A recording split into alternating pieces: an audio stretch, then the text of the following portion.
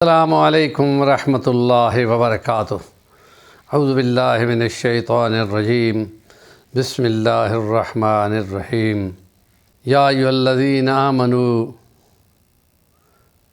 کتب علیکم الصیام کما کتب علی الذین من قبلکم لعلکم تتقون ایاما معدودہ۔ قال رسول اللہ صلی اللہ علیہ وسلم الصوم جنۃ فإن لم يحرقها۔ صدق اللہ العظیم۔ رب اشرح لی صدری ویسر لی امری واحلل عقدۃ من لسانی یفقہوا قولی۔ اے ایمان والو، تم پر روزے فرض کر دیے گئے ہیں، تم سے پہلوں پہ بھی فرض کیے گئے تھے تاکہ تم کو تقوی آ جائے، تاکہ تم خدا کے حکموں کی ادائیگی اور خدا کی نافرمانی سے ڈرنے والے بن جاؤ۔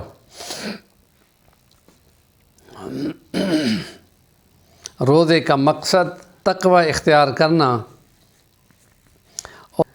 جن کے رکنے سے خدا نے حکم دیا ہے، اور اس لیے حدیث مبارکہ نبی پاک کی اس کلام کی تشریح ہے کہ روزہ ڈھال ہے،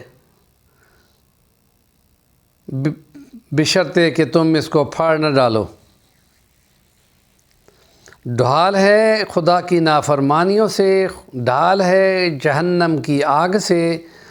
کی آگ نافرمانی کرنے والوں کے لیے ہے، تو جو نافرمانی سے روزے کی وجہ سے بچ جائے گا وہ جہنم کی آگ سے بھی بچ جائے گا۔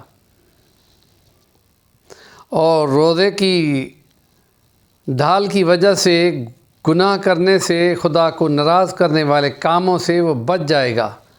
تو جو حدیث میں تمام محدثین نے بیان کیا ہے کہ جب تک کہ وہ اس کو پھاڑ نہ ڈالے، کہ وہ کام کر دے جو کام منع ہے، حلال سے اس نے منہ بند کیا ہوا ہے اور حرام کی طرف خود بخود اس نے رکنا تھا۔ اب اگر وہ جھوٹ، غیبت، بہتان، نامحرم کو دیکھنے اور برائی بولنے اور برائی کرنے اور ان کاموں سے نہیں رکتا، تو گویا وہ جو ڈھال تھی وہ اس نے توڑ ڈالی ہے۔ ایسے پھر دوسری حدیث میں ہے کہ ایسے پھر اس کا ایسے بھوکے پیاسے رہنے والوں کی کوئی ضرورت نہیں ہے، اور خدا کو بھی ان کی کوئی پرواہ نہیں ہے۔ تو جس وقت کہ وہ تقوی اختیار کرے گا، بھوکا رہے گا، اس کے منہ کے اندر سے بو آئے گی، ناگوار بو معدہ خالی ہونے سے اٹھے گی، اور وہ اللہ کے حکموں کو پورا کرنے کے لیے دن ایک کر دے گا، تو پھر اس کے منہ کی بدبو خدا تعالیٰ کے نزدیک کسی اچھی سی خوشبو سے بھی کہیں زیادہ اچھی ہوگی، وہ قیمتی ہوگی۔ اور اگر وہ ان حکموں کو توڑ ڈالے گا تو پھر خدا کے جہاں اس کی کوئی قیمت اور ویلیو نہیں رہے گی۔ اس لیے کہا گیا ہے کہ یہ روزہ تم کو تقوی سکھانے آتا ہے۔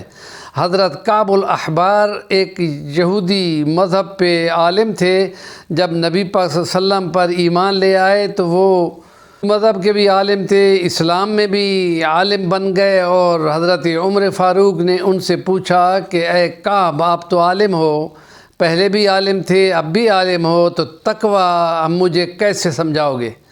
انہوں نے فرمایا کہ جب تم کسی جھاڑ جھنکار یا کانٹے والی جگہوں سے گزرو گے تو اپنی لمبی قمیض کو کیسے سمیٹ کر چلو گے تاکہ ان کانٹے جھاڑیوں میں الجھ نہ جائے؟ تو فرمایا میں اچھی طرح سنبھال کر چلوں گا۔ اس احتیاط کا نام تقوی ہے، تاکہ بندے کا دامن ملوث نہ ہو جائے اور اس میں خراب نہ ہو جائے۔ بس اس چیز کو تقوی کہا گیا ہے۔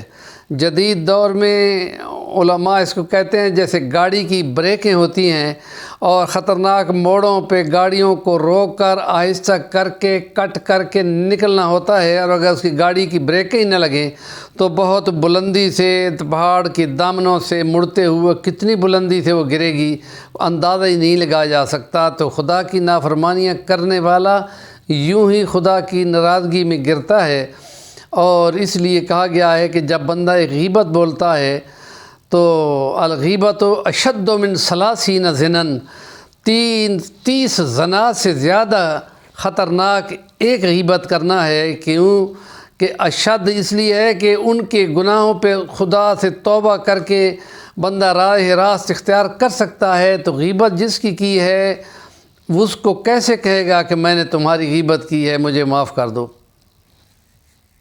اس لیے یہ زیادہ خطرناک گناہ ہیں۔ ہمارے چینل کا نام ہے صفی الوانی، ضرور سبسکرائب کریں اور کام کی بات کا کمنٹ دیا کریں۔